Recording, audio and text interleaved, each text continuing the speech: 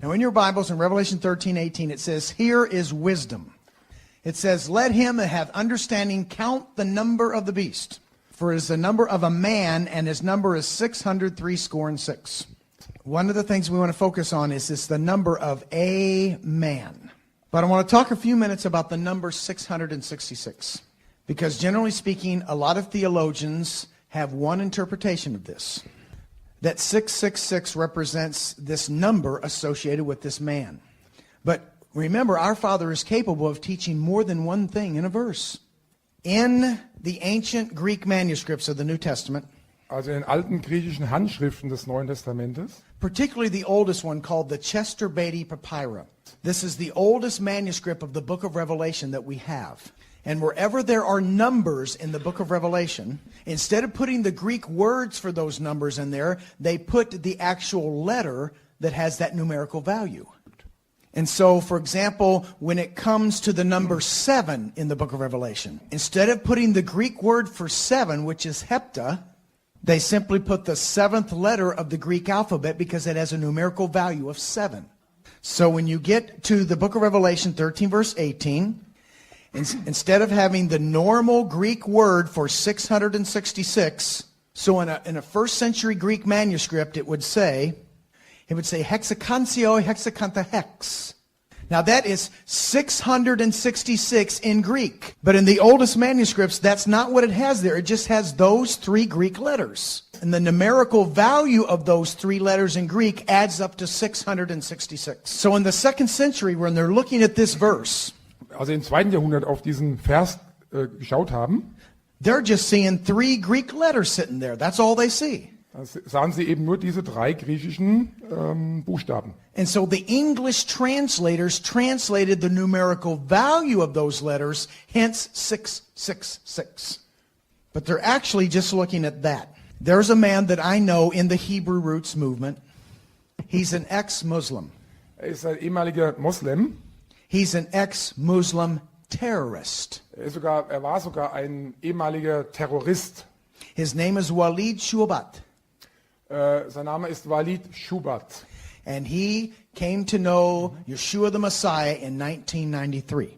One of the first things that he looked at when he was this new believer in Yeshua, he saw the book of Revelation in Greek.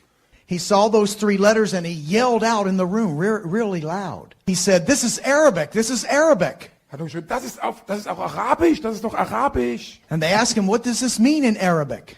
Und wir haben ihn gefragt, was bedeutet das denn auf Arabisch? He said, "In the name of Allah." Das bedeutet im Namen Allahs. Bisma Allah. Bisma Allah. In the name of Allah. In the name of Allah. Now, let me show you what he was looking at as he looks at the Greek manuscript. Here's the copy of the actual manuscript he's looking at. Das ist also ein Original Foto von einem Kodex, wo diese Originalschrift drin steht. Schriftzeichen. These are the crossed swords of Islam. Das sind die gekreuzten Schwerter des Islam. And this letter laid down with this letter right here forms in the name of Allah. Und diese beiden Buchstaben zusammen bedeuten den Namen Allah. This letter is laid down. Und dieser Buchstaben ist niedergelegt, runtergelegt. There it is. Wie jetzt. Niedergelegt. There it is in Arabic. Das ist auch Arabisch. Now the question is, why is it standing up? Why is this letter standing up? Die Frage ist natürlich, warum steht dieser Buchstabe aufrecht? Because it's the number of a man. Denn es ist ja die Zahl eines Menschen. Remember what the serpent was designed to do in the beginning? Was to slither on its belly in the dust of the earth? Also könnt ihr euch erinnern, wie die Schlange beschrieben wird, als die auf dem Bauch kriecht und Staub frisst? But he's represented as a man, so he's standing up. Aber er ist ja als Zahl eines Menschen beschrieben, also ist er aufrecht. Some of the green scarves that you see Muslims wear before they blow themselves up have this symbol right on the green scarf. Well, it's got the X too. That's why I brought that up. It's got the X as well. It got the crossed swords, yes. We're picking sides in the Muslim conflict. You know, we had this president who, when he ran, there was this, hey, we need to curtail the whole Muslim thing. But then we started getting less and less of that as long as they were coming from Turkey or Saudi Arabia, which were never on the ban list, but they were still to be watched. Especially in Turkey's case, where you have Erdogan, who just this past April became again Sultan of Turkey. They expanded his constitutional powers, so basically he can rule his decree. The checks and balances are gone. Yeah, this just during the Feast of Unleavened Bread that this transpired. Yes, it is. We dropped the big bomb on Passover, and then what kept on happening during that time is really, it's going back into slavery here. It is, and the Ottoman Empire is expanding. He's calling for the unification of the Muslim armies. Now, this is something that we thought we would never see, the Sunni and the Shiite never getting along. Why, if the enemy wants to destroy the faithful, Christians and Jews, would we have different groups of Muslims fighting one another? Well, it's interesting when you look at Daniel 2's description of the final kingdom. Of all of the different descriptions that were given, one of the specific descriptions is, it will be a divided kingdom. In that you saw the iron mixed with clay, but it will be a divided kingdom. And it's interesting that as soon as Muhammad died, and there was this dispute broke out between those that thought the successorship should go to his family. They became known as the Party of Ali, the Shia Ali, versus the Sunnis. And so Islam fulfills the biblical description to a T from the beginning. 2017, November of this year, is going to be the 100th anniversary of the Balfour Declaration, which changed everything in the Middle East. Again, the Ottoman Empire was starting to just fall apart, and a few years later it was officially dead. Do you think that Erdogan will do anything this year to commemorate that, sort of kick off his move toward 2023? That's a good question. Erdogan has, not only has he repeatedly presented himself in this paternalistic role over the whole Middle East, over all of the Muslims, but he's presented himself as the only party capable of moderating and mediating the conflict between the Palestinians and Israel. He recently even went so far as to say all Muslims are obligated to support the Palestinians in their defense of Jerusalem. He goes, we can no longer allow Jerusalem to be defended by little children with stones. Yeah. All Muslims are obligated to support them. So it's hard to say what he'll do this year. I'm not a prophet or the son of a prophet, but I think looking at the pattern of his career, I think that he will clearly make a move with regard to Israel and insert himself centrally into that conflict. Now, Israel and Turkey are officially reconciling after several years of conflict because of the Mavi Marmari incident, the Gaza flotilla, Freedom Flotilla. But Netanyahu has also been very close friends lately with Putin. So what is Erdogan's? What's the benefit to Erdogan with renewing ties or reestablishing ties with Israel? It's always just pure selfish benefit. There's some economic benefits. There's possibly some economic and military benefits. But in the midst of this so-called reconciliation, he makes a statement saying all Muslims are obligated to defend Jerusalem. So, when all that event happened and they said, look, we'll reconcile if Netanyahu will apologize. Netanyahu apologized. They put up billboards all over Turkey, where on one side of the billboard was Netanyahu crouching down, crying, begging, and up at top was Erdogan on the corner receiving forgiveness. And they mocked him with billboards, and then after he apologized, they still didn't accept the reconciliation. It's been a few more years. So I have zero trust, and I don't think Netanyahu's foolish enough to believe that it's a relational reconciliation. It is a part of the world that's been at war, Turkey, Syria, Iraq, the Levant. That area's been at war for, since Nimrod, basically. How do you see events playing out, just in broad strokes? War between Turkey and Iran, a coalition. How do you see events playing out as we get close to the end? I think that events are leading to where it's going to force the hand of Iran. I think Iran is going to break out in a full-blown military excursion, not just through proxies as they're doing now, not just by sending in a small number of special forces or trained, this sort of thing. I think there's going to be a full-scale military escalation in the Middle East, followed by a Turkish response. I don't know how much time will take place in between those two, but a Turkish response which will result in a greater Turkey. Now, this is the thing. I believe the Antichrist will come out of Turkey. I don't personally believe it's Erdogan, because I believe that once Turkey then conquers Iran, according to Daniel 8, it will break up into four. Now, a lot of people say, Joel, that's history. Well, read the words of Gabriel.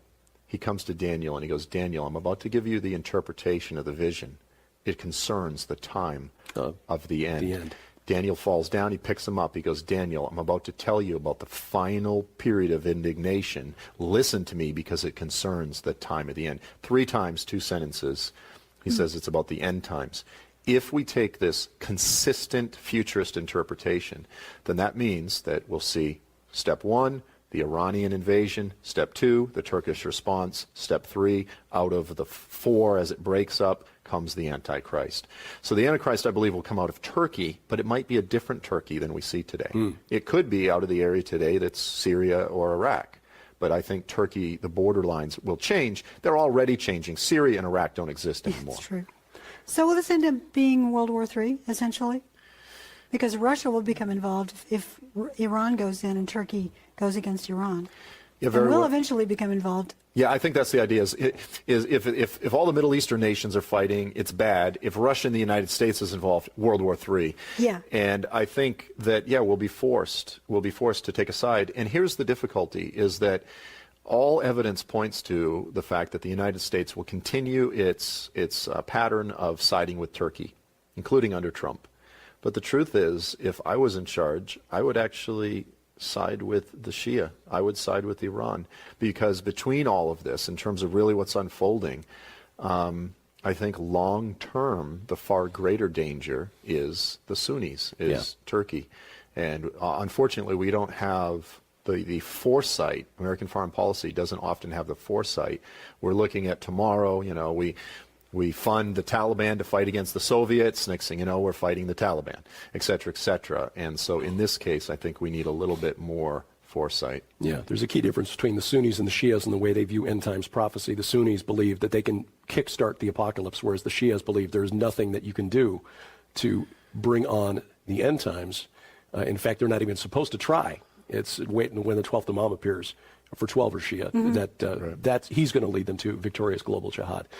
But the Shias, especially radical, the hardcore groups like the Islamic State, believe that, they can bring it on. Especially in Turkey's case, where you have Erdogan, who just this past April became, again, Sultan of Turkey. They expanded his constitutional powers, so basically he can rule his decree. The checks and balances are gone. And the Ottoman Empire is expanding. He's calling for the unification of the Muslim armies.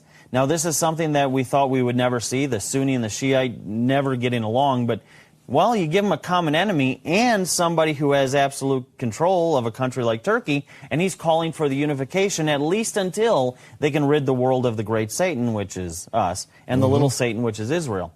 So politically, there's a lot of things happening that people need to be paying attention to. Turkey's President Recep Tayyip Erdogan confiscating another 50 Syriac churches, including the 1,600-year-old Mor Gabriel Monastery, which you see in the picture here. Erdogan's most recent seizure took place in Mardin province, that's in southeastern Turkey, under the direction of Turkey's Directorate of Religious Affairs. There's a map showing where this took place, right on the border there with Syria.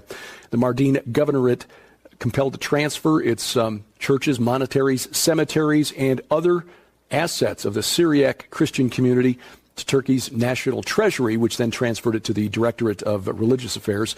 The monastery, founded in 397 A.D., about 5 years ago, was forced to transfer about 60% of its real estate holdings to the Turkish government.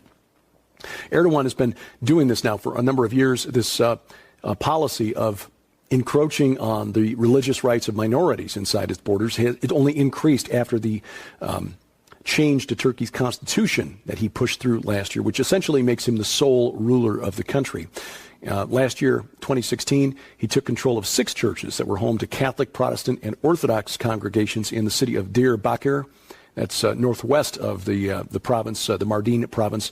One of those churches there, about 1,700 years old. So we wanted to know, what is life like for Christians in the Middle East? Well, as of 2011, there were as many as 16 million Christians living in the Middle East. Christian communities can be found in every Middle Eastern country, but by far the largest are in Egypt, Syria, and Lebanon, which tend to be more tolerant of Christianity than, say, Iran or Saudi Arabia. But these stats are likely outdated already, as the Middle East's Christian population is rapidly declining. This is in part a result of Islamic extremist groups like ISIS and Al-Qaeda, which have for decades directly targeted Christians. Such groups adhere to a strict interpretation of Sharia law that looks down upon non-Sunni people of the book, specifically Christians. Perhaps the best example of this was the Islamic State's invasion of Mosul, an Iraqi city that was once home to tens of thousands of Christians. As ISIS fighters seized the city and surrounding areas in 2014, they cut off the water supply to Christian communities and reportedly tagged Christian homes with N for Nazarene, a slur. With N for Nazarene, a slur. That it might be fulfilled, which is spoken by the prophets, he shall be called a Nazarene. With N for Nazarene, a slur. With N for Nazarene, a slur. Facing a choice between close to unlivable conditions, forced conversions, or death, many Christians fled 50 miles to the Iraqi Kurdish city of Erbil, where they faced discrimination in finding a job and obtaining public services. Just 1 month after their takeover, ISIS announced that Mosul was Christian-free. Also problematic for Middle Eastern Christians was the Arab Spring. Not only did the movement propel many Muslim leaders into power, but it gave rise to anti-government rebel groups, which are known to target Christians. For instance, Syrian Christians who have been persecuted for centuries were actually protected under President Bashar al-Assad and his father who ruled before him. This is in part because of Assad's adherence to Baathism, which emphasizes Arab nationalism over any particular religion or ethnicity. Although Christians stayed neutral when the anti-Assad revolution sparked in 2011, they were still resented and targeted by rebel forces. In 2015, the EU estimated that more than 700,000 Christians had fled Syria. The experience of Christians in the Middle East varies depending on location and political climate, but one of the best insights into what life is like for the community as a whole may be seen in Egypt. The country is home to millions of Christians, most of whom are members of the Coptic Orthodox Church. Copts face numerous institutional hurdles and are frequently victims of hate crimes. After the Arab Spring brought the Muslim Brotherhood into power in 2011, crowds attacked Coptic businesses, homes, and churches, and incidences of kidnapping, assault, and murder were reported. The violence forced an estimated 100,000 Copts to emigrate. The country was shaken up again when ISIS released a video showing the beheading of 21 Coptic businessmen. Targeted violence combined with other factors such as low birth rates and high immigration rates have decimated the proportion of Middle Eastern Christians from 20% in the early 20th century to just 5% today. The rise of ISIS and the Syrian civil war have only exacerbated Christian deaths and outmigration. If marginalization and hate crimes continue, we may one day see Christianity completely vanish from the same region it was born.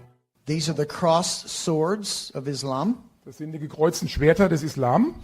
And this letter laid down with this letter right here forms in the name of Allah. Und diese beiden Buchstaben zusammen bedeuten den Namen Allah. This letter is laid down. Und dieser Buchstaben ist niedergelegt, runtergelegt. There it so, is. Wie jetzt. Niedergelegt. There it is in Arabic. Das ist auch Arabisch. Now the question is, why is it standing up? Why is this letter standing up? Die Frage ist natürlich, warum steht dieser Buchstabe aufrecht? Because it's the number of a man. Okay, now that is in Arabic. Das ist also jetzt Arabisch gewesen. Now we're going to go to Greek. Remember, our Father is capable of teaching more than one thing in a verse. And Greek used to be designed like Hebrew, with 3-letter roots. So it's no coincidence in the identification of the beast, it's 3 letters. The outside letters represent the body of the word. The inside letter represents the heart of the word. So there's one thing going on the outside and another thing going on the inside. Now the body of the word, of those 3 letters, form the first and last letters of the Greek word Christos. This is the first letter of Christos. This is the last letter of Christos. Now in Greek, each individual letter also has a meaning, just like Hebrew.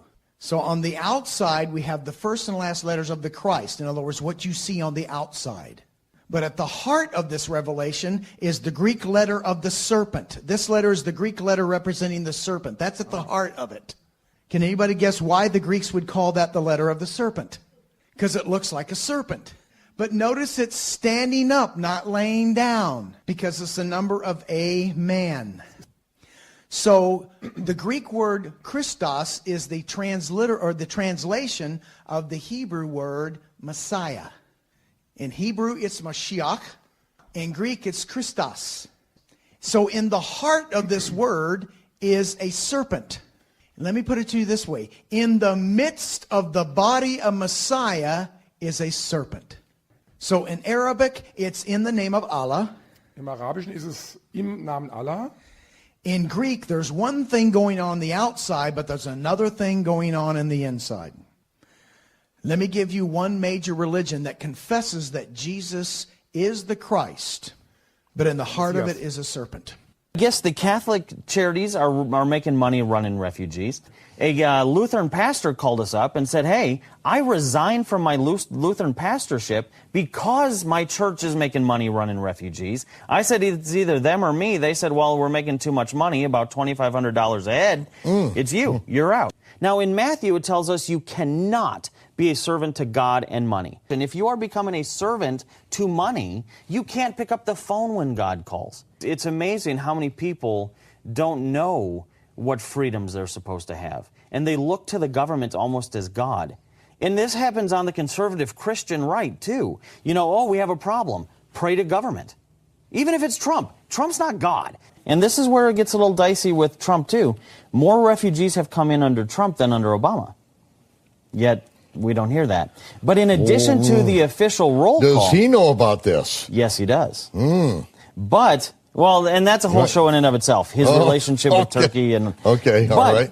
We were contacted by a lady who said that she was working with the UN refugee program. And she had witnessed what was happening with the refugees. There are airplanes that are landing at airports. And she said these airplanes are coming in the middle of the night. She's a credible witness. We vetted a lot of what she said even before we met with her. And we did the interview right there in the Missouri State Capitol. And she said these people are landing in the middle of the night at the airport. They are coming off the airplanes. They are carrying diseases, which people can Google. It's all over everywhere. The reason why we had that whooping cough outbreak 2 summers ago, refugees.